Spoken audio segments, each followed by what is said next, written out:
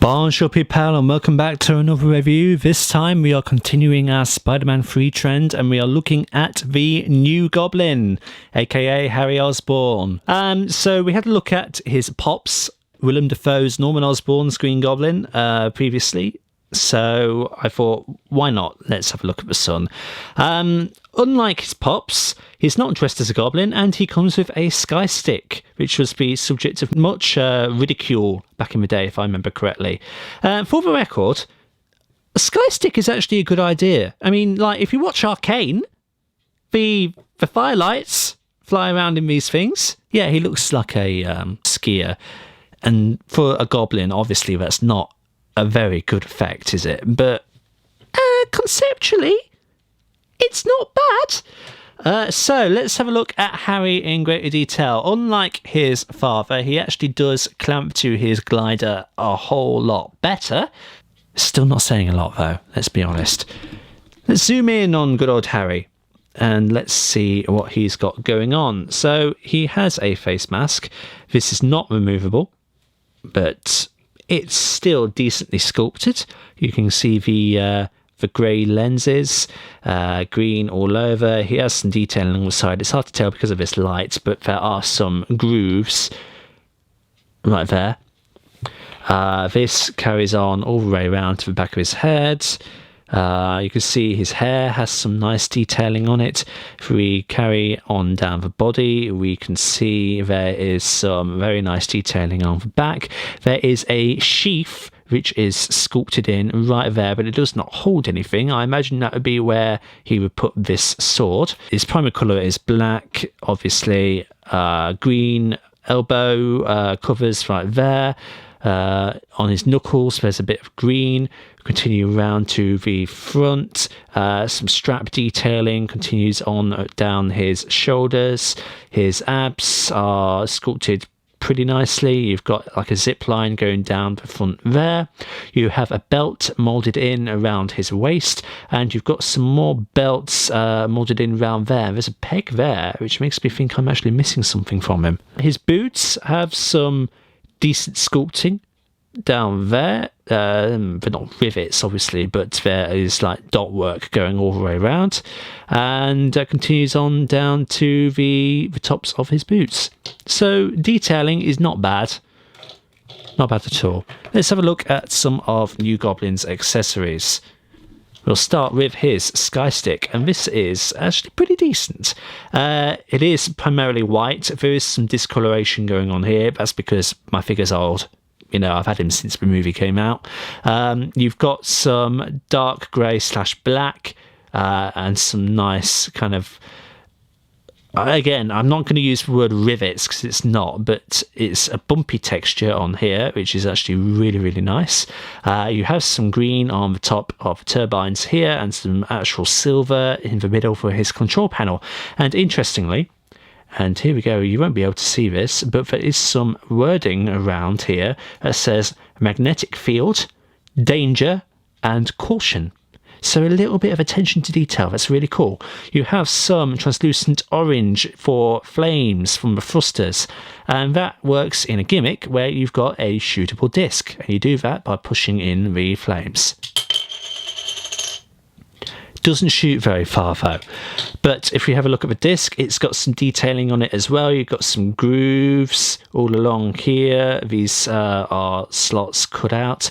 You've got some detailing along this side. So they could have easily just not done anything with this, but they actually went to the effort of putting in some nice details on it. So I've got to commend Hasbro for that. You just slot that back in, it clicks, and again, if you want to fire...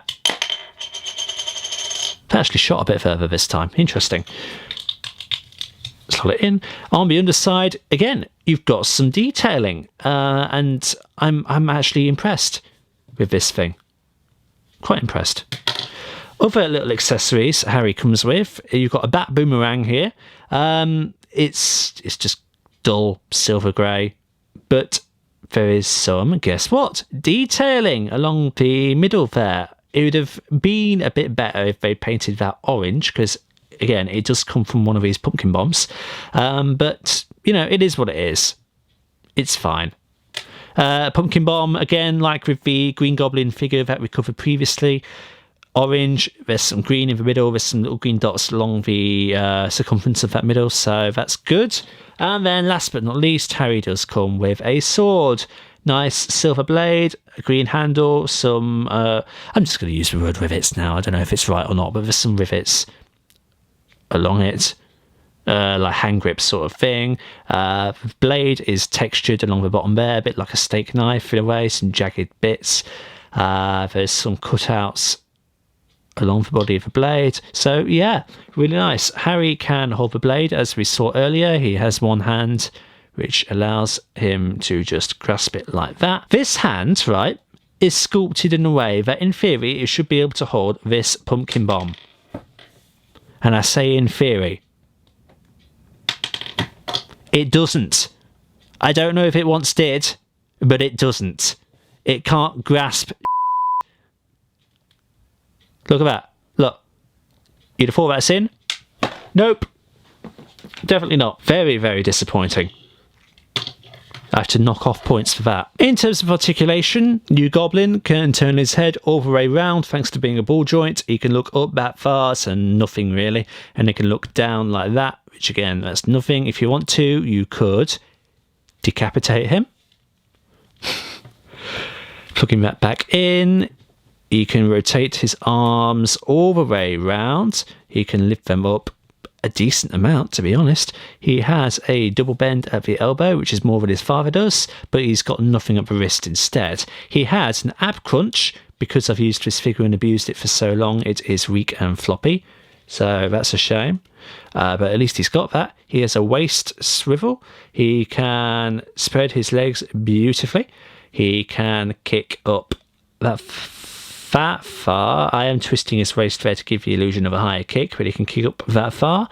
He can kick back only that far, so that's disappointing. He has a good bend at the knee. He has a swivel at said knee, and then he can rock his ankles back and forth like that. So in terms of articulation, New Goblin is pretty decent. He's better than his father. You'll notice here that my copy has some strain on this leg. The leg is warped at the knee. Again, that's just down to general wear and tear from usage over the years. Proportionally, he's good. Articulation, he's good. He's a bit stocky in a few areas, like this pose. It's fine. But this is his kind of like his resting pose. For a quick size comparison, here he is next to his Pops, who can't stand very well on his own. Here he is next to my used and abused Titanium Man. And here he is next to Cosca Reeves. So overall, New Goblin is a fine figure. There's nothing fundamentally wrong with him. He's got fabulous articulation when compared to his Pops, especially. But there's just something lacking from him. And I don't quite know what it is. Whether it's just his resting pose.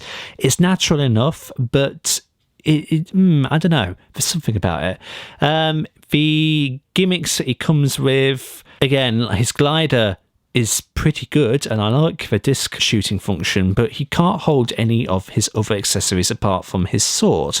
But at least he can clamp onto his glider better than his dad. So if I were to tell you to choose between the Green Goblin figure or this figure, I'd probably actually say get this one.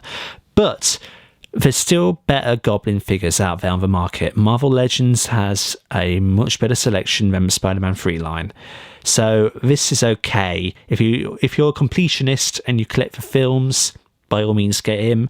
But there's better stuff out there. That's my take on Spider-Man 3's New Goblin. Thank you everybody so much for stopping by and checking out this video. Like and subscribe if you haven't already, and share it around to help out the channel. And until the next time, I'll see you all later.